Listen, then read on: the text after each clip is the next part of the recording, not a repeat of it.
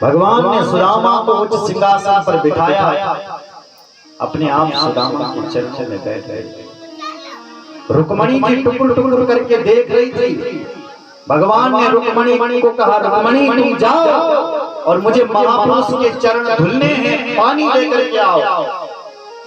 जब तक रुक्मणी जी पानी लेकर के आती, तब तक भगवान श्री कृष्ण ने सुदामा जी के पैरों को देखा तो क्या दिखाई पड़ा कि अनगिनत कांटे चुभे हुए जिनकी कोई गिनती नहीं। जब तक रुक्मणी पानी की परात लेकर के आती, तब तक भगवान के नैनों से ही पानी बरस गया। ऐसे बेहाल बयान सो पग कंटक जाल लगे पुनि जोए, हाय महा दुख पायो सखा तुम आए इते नते दिन देखी। देखी सुदामा दीन दशा करुणा करके करुणानिधि रोए,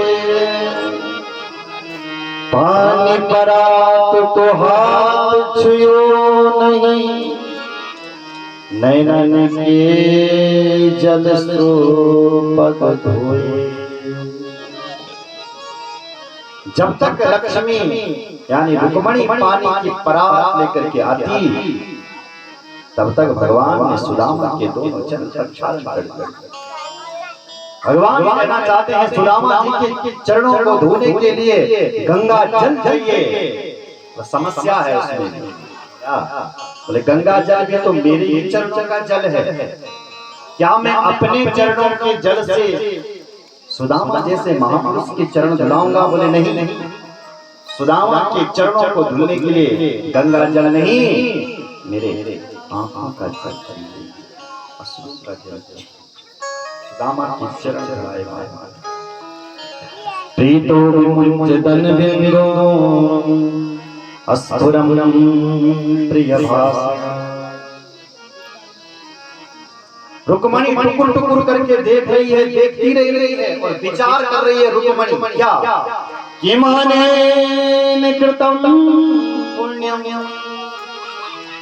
अवधूतेन भिक्षुणा श्रियाहीन लोकेस्मिन् गर्हितेनाधमेन च किम अनेन कृतं पुण्यम। इस अवधूत ने कितने पुण्य किए हैं जो मेरा स्वामी मेरा पति इसके चरणों में बैठा हुआ है। सारा संसार, सारा विश्व, सारा ब्रह्मांड मेरे पति के चरण चाहता है। रुक्मणी सोच रही है सारी दुनिया तो भगवान के चरण चाहती है ना, पर धन्य है ये सुदामा जिसके चरण भगवान चाह रहे हैं, जिसके चरणों में भगवान बैठ रहे हैं। इस अवधूत ने कितने पुण्य किए होंगे, कितने पुण्य किए होंगे। देवी पर्यचरत साक्षात् चामर व्यजनेन। चमर बुला रही है यानी पंखा कर रही है। कौन? ऐश्वर्य की जो देवी है, कौन? लक्ष्मी। और नारायण जिस सुदामा की सेवा में बैठे हो दोनों, वो सुदामा कोई साधारण नहीं हो सकता। सुन रहे हैं? भगवान को लगा सुदामा यहाँ पर अपनी मन की बात से नहीं कर पाएगा, इसलिए लक्ष्मी के लिए बोला, लक्ष्मी रुक्मणी तुम ये सुदामा जी के चरणों का जल ले जाओ और पूरी द्वारिकापुरी में छिड़काव लगा दो, क्योंकि ये महापुरुष के चरणों का जल है, इससे हमारी द्वारिका शुद्ध हो जाएगी। और अपने आप भगवान सुदामा को लेकर के झाग बिस्तर था, उस बिस्तर के ऊपर सुदामा को बिठाया, सुंदर सुंदर कपड़े पहनाए, सुदामा का स्नान करवाया, कपड़े पहनाए, सुदामा को भोजन करवाया, और फिर दोनों में आपसी मित्र बैठ गए, पुराने बने रहे, दोनों बैठ गए।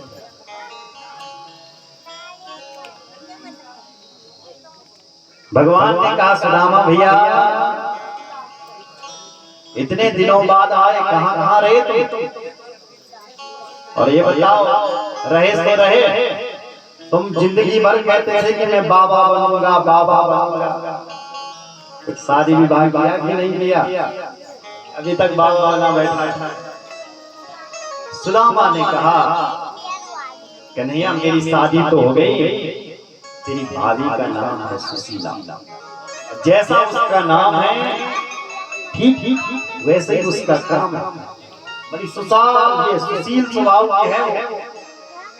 भगवान बोले यदि मेरी भाभी घर में है तो मेरी भाभी ने मुझे मेरे लिए कुछ जरूर भेजा होगा, इनको समझाओ बोलो जय सिया। मेरी भाभी ने मेरे लिए कुछ जरूर भेजा होगा खाने पीने की चीज। किसकी बेटी है इसको पकड़ो, अपने अपने बच्चों को।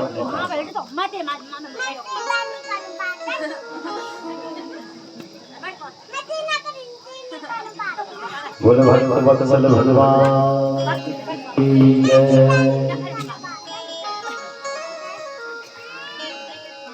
भगवान बोले सुदामा भैया तुम्हारी शादी हो गई तो मेरी भाभी ने मेरे लिए कुछ भेंट जरूर भेजी होगी। सुदामा ने कहा अरे कन्हैया हम गरीब लोग तुम जैसे सेठ लोगों के लिए क्या भेंट लाएंगे, हमारी कहाँ औकात है तुम्हारे लिए कुछ लाने की, हम कुछ नहीं लेके आए। भगवान फिर बोले नहीं मित्र तू लाया होगा जरूर। बोले कन्हैया नहीं लाए। तो भगवान ने कहा देखो मित्र मैं पदार्थ का भूखा नहीं हूं,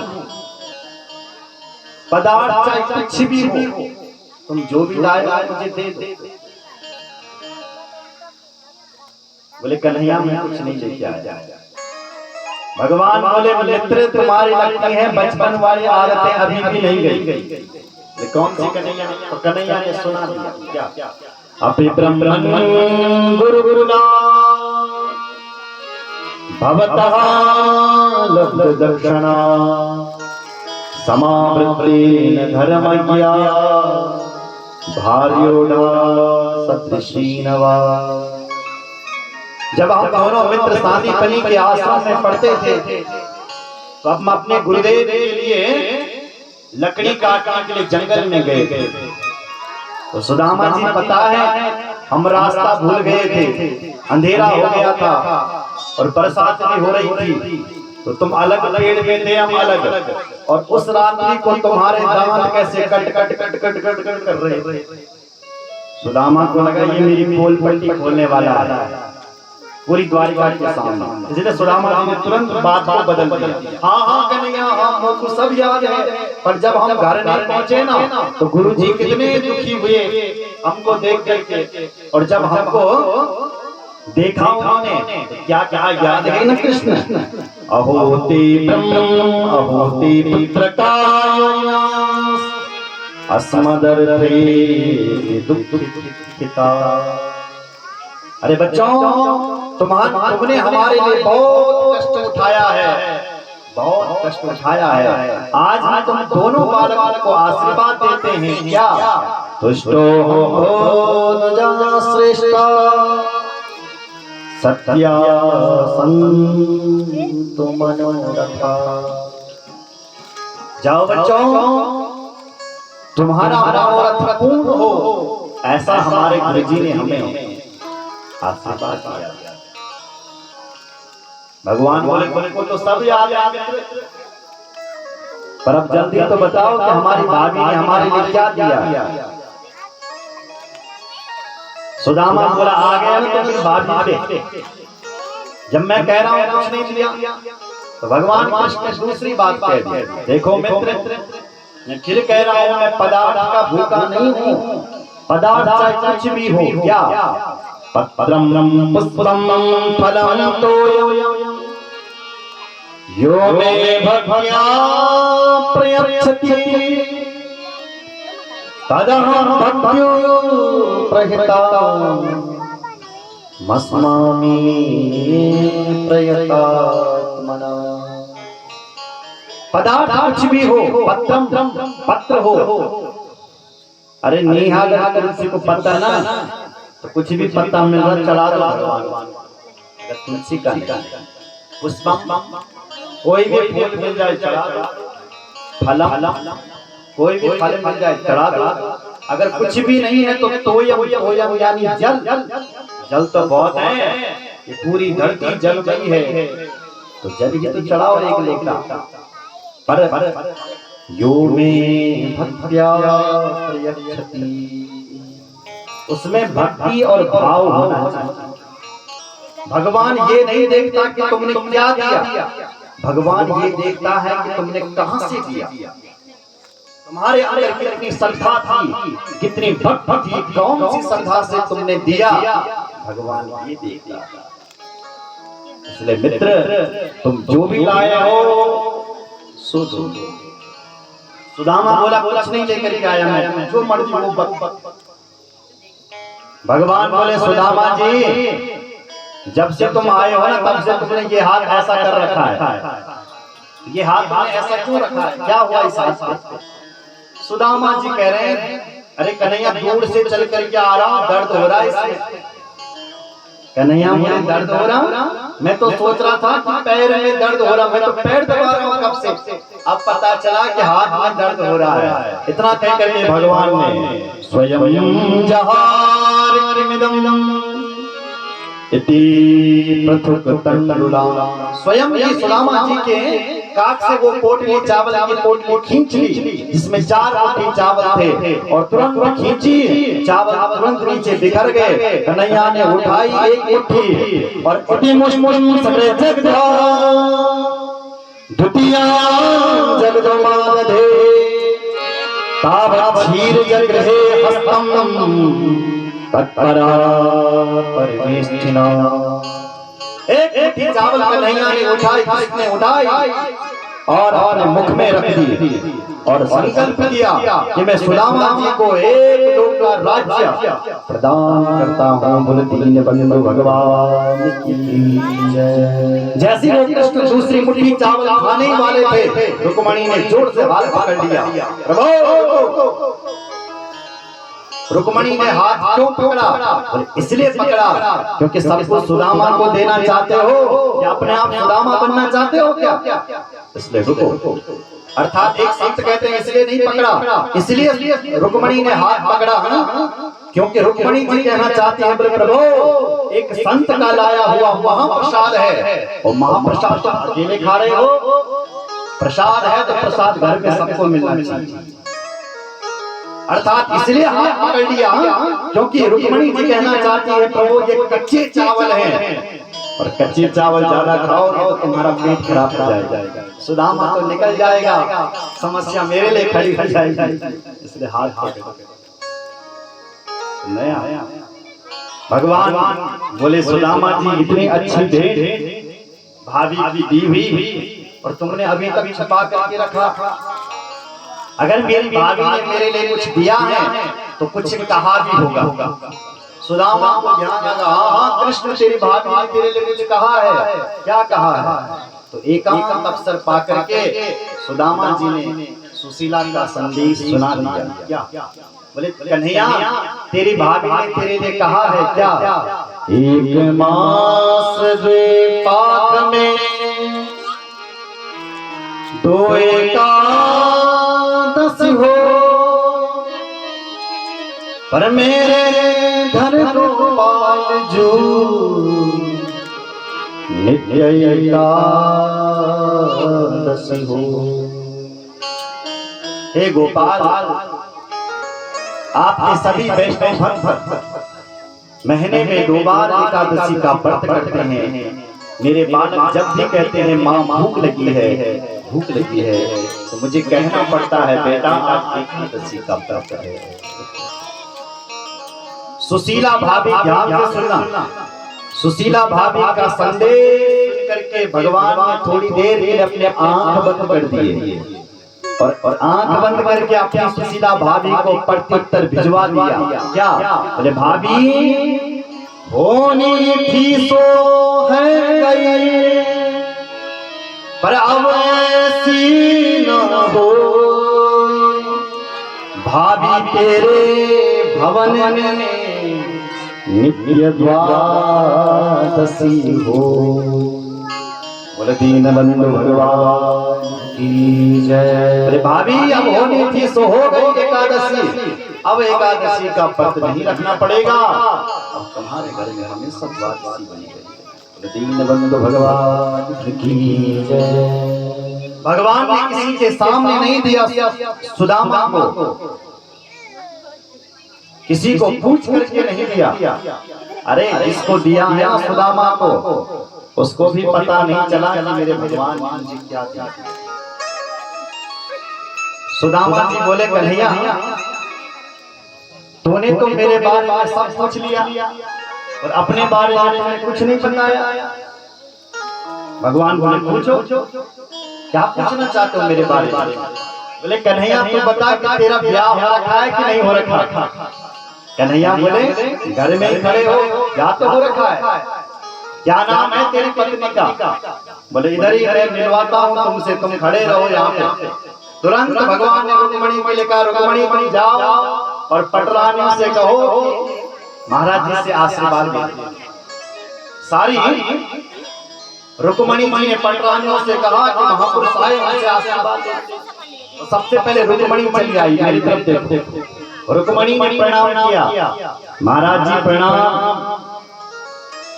कन्हैया ने पूछा ये कौन है सुंदरी? कन्हैया बोले ये है हमारी पहली धर्मपत्नी। ओ इतनी प्यारी आई है, आशीर्वाद दिया। सौभाग्य भव पुत्रवत भव पति प्रिया। तब तक सत्यभामा चली आई, महाराज जी प्रणाम। सुदामा ने पूछा कन्हैया ये कौन आ गई, कोई पड़ोसन है क्या? बोले नहीं नहीं ये भी मेरी धर्मपत्नी। ओह तूने दो ब्याह किए? बोले हाँ। अरे कन्हैया दिल दिला तो बड़ी अपरंपार है, आशीर्वाद दिया पुत्रवती भव पति प्रिया भव, आशीर्वाद। तब तक ताली चली आई, महाराज जी प्रणाम। सुदामा ने पूछा कि कन्हैया ये कौन आ गई? कन्हैया बोले मित्र बार बार मत पूछो, इस समय जो भी आ रही है सब वही है, वही है कन्हैया। कितनी है? बोले जितनी भी आ रही तुम गिनते जाओ। हाँ हाँ कन्हैया मैं सबको गिनूंगा। तो सुदामा जी एक एक करके गिनते गए और आशीर्वाद देते रहे, पुत्रवती भव पति प्रिया भव पुत्रवती भव सौभाग्यवती भव, ऐसे आशीर्वाद। संख्या जब 5000 तक चली गई तो सुदामा जी को गलू थकी, तो शॉर्टकट में भाव भाव भाव भाव भाव भाव चलो भाव भाव। तो संख्या जब 8000 चली गई तो सुदामा का हाथ थक गया। अरे कन्हैया कितनी है? कन्हैया ने कहा आधा भी नहीं। ओह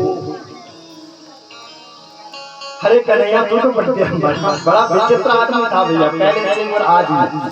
तो मुझे जल्दी बता, मैं थक गया हूँ, जल्दी बता कितनी है? भगवान ने कहा मित्र टोटल तो है 16,000।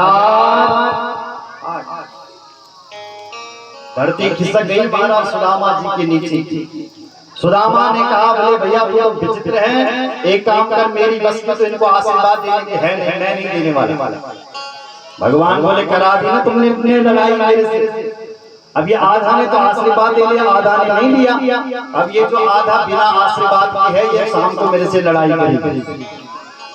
सुदामा बोला एक काम कर, ये तेरी अर्धांगिनी है तो इनका अर्धांग है, तू मुझे प्रणाम कर और मैं तुझे आशीर्वाद देता हूँ, सबको आशीर्वाद मिल जाएगा। भगवान ने कहा तो कृष्ण ने किया सुदामा के चरणों में प्रणाम और सुदामा ने दिया कृष्ण को आशीर्वाद, तो सबको आशीर्वाद मिल गया। गुरु भक्त वत्सल भगवान की जय।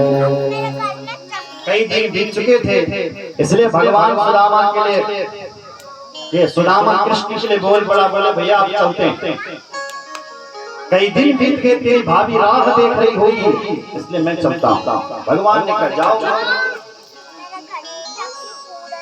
सुदामा ने देखा जाओ, सामान तो मेरे ने कुछ किया नहीं, सीधे कह रहा है जाओ। सुदामा जी चल पड़े। भगवान कृष्ण बाहर तक छोड़ने के लिए आए, तो सुदामा जी को लगा शायद भूल रहा है मुझे कुछ देना, तो इसको याद दिला देता हूँ। बोले कृष्ण, आते ही तूने भाभी जी का संदेश पूछा, अब तेरी भाभी भी तो तेरा संदेश पूछेगी, तो क्या कह दूं तेरी भाभी से? बोले मेरे भाभी से कह देना कि अगली बार जब तुम आओ, सुदामा जी तो अकेला मत आना, भाभी को भी साथ में लेकर। सुदामा को लगा कि अब ये नहीं देने वाला, और सुदामा जी निकल रहा रास्ते से, और मन में सोच रहा है कि सुशीला ने मुझे तो इसीलिए भेजा था कि कुछ लाएं, अरे कुछ नहीं तो मेरे लिए एक साड़ी जरूर लेकर के आएंगे, पर ये तो कुछ नहीं दे रहा। चलो जैसे भगवान की इच्छा। सुदामा के मन में तो कोई कामना थी ही नहीं, सुदामा के मन में तो एक ही कामना थी कि उत्तम श्लोक दर्शनम, भगवान कृष्ण का दर्शन हो जाए, तो वो कामना पूर्ण हो गई। इसलिए उनके मन में कोई कामना नहीं थी। रास्ते में सुदामा जी चलते जा रहे हैं और सोचते जा रहे हैं, क्या सोच रहे हैं सुदामा जी जाते जाते, ध्यान से सुनिएगा। वाहम दरिद्र पापिया व कृष्णा श्री निकेतन ब्रह्म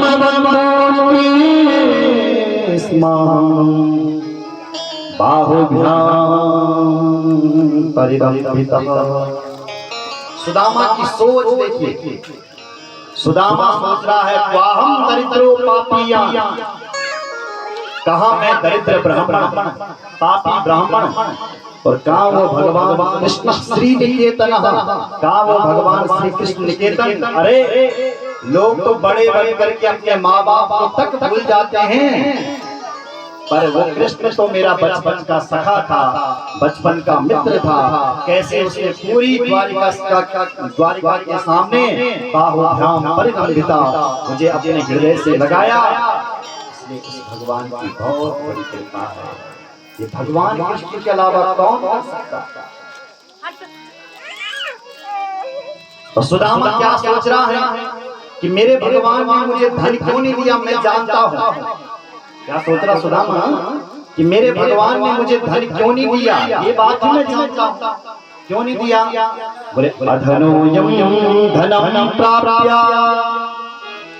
माधयन् मां स्मरे इति कारुणिको नूनं धनम मे भूरि न ददाति। निर्धन को, दरिद्र को यदि ज्यादा धन दे देना तो उसकी बुद्धि खराब हो जाती है, विषयों में खो जाता है, वो मदान हो जाता है, अभिमानी हो जाता है। यदि भगवान ने निर्धन को ज्यादा धन दे दिया, इसलिए हे मेरे भगवान मैं निर्धन का अच्छा हूँ, तेरी बहुत बड़ी कृपा है जो तूने मुझे धन नहीं दिया।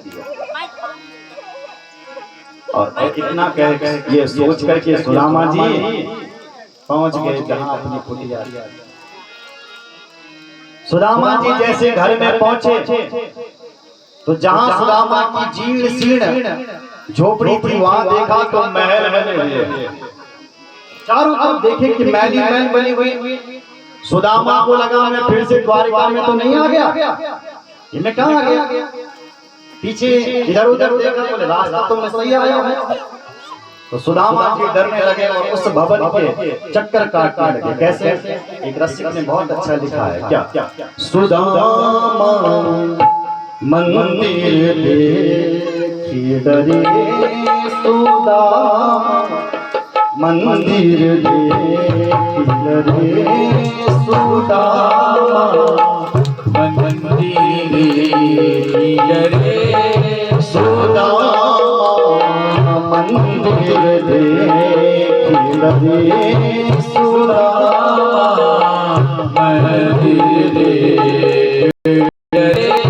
यहाँ तो थी मेरी टूटी झुपड़िया, यहाँ तो थी अब तो कंचन महल खड़े, अब तो कंचन महल खड़े, सुदामा मंदिर